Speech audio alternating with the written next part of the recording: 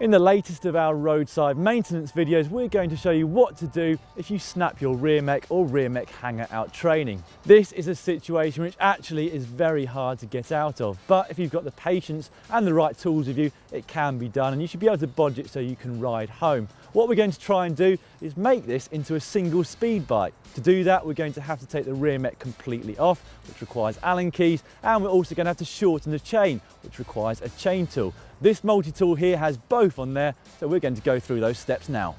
This is where, if you've got a quick link, it will really come in handy. Put the chain onto the smallest sprocket at the back and then around the bottom bracket shell at the front to give you enough slack to easily remove it. However, if you haven't got one, you'll simply have to remove one of the normal pins using your chain tool. Once you've done that, simply pull the chain completely away from the bike. It's worth noting that if you've got a full suspension mountain bike, then this won't work. Next, you'll need to undo the cable crimp bolt, which normally requires a 5mm Allen key. The next step is to remove the cable from the mech. It might require some force to pull it through, as you'll have to pull the cable end off.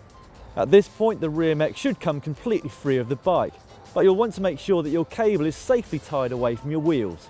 Now comes the really tricky bit. To make this into a single speed, we're going to need to shorten the chain to exactly the right length.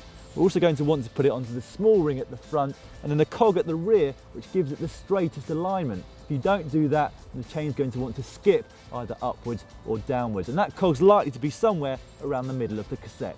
Once you're happy with that alignment, it's time to make the chain the correct length. Now effectively, you want it to be as tight as possible. First of all, make sure it's seated perfectly around the chain ring and the cog here at the rear, then pull the two parts of the chain together and find the link at which you want to break it. For me, this is here.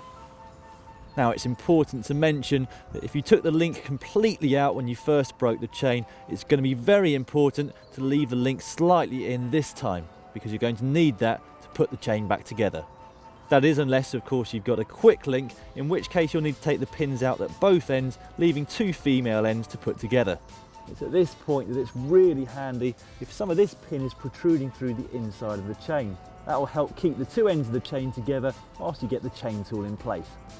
Well, it's on, we're ready. The moment of truth is just around the corner when we try it. But before you go, don't forget to take your rubbish with you. Well, I've been riding this around for a few minutes now, and believe it or not, it actually appears to be working okay. As with most of our roadside maintenance videos, we're going to finish with a couple of disclaimers. First of all, your chain is going to be weakened at the new link point, and second of all, you don't want to be putting too much pressure on the chain because it will tend to jump up or down the cogs. So avoid hills on the way home if you can, pedal smoothly, and don't be doing any sprints.